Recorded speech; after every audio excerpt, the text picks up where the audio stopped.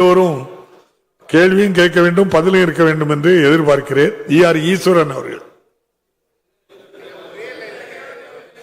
மாண்புமிகு பேரவைத் தலைவர் அவர்களே, நாமக்கல் மாவட்டத்தையும் சேலம் மாவட்டத்தையும் இணைக்கின்ற சாலை திருச்செங்கோடு அரியானூர் சாலை, நாமக்கல் மாவட்டத்தையும் ஈரோடு மாவட்டத்தையும் இணைக்கின்ற சாலை திருச்செங்கோடு கொக்கராயன்பேட்டை சாலை.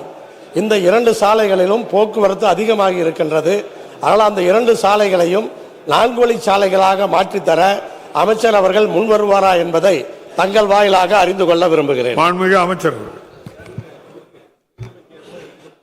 மாண்புமிகு பேரத்தலைவர் பேரு ஈஸ்வரன்.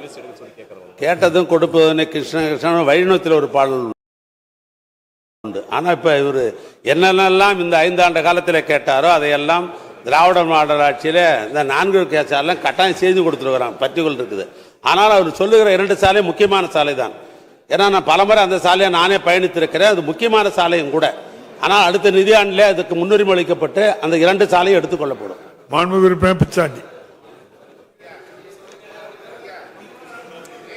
மாண்புமிகு பேரவைத் தலைவர் அவர்களே,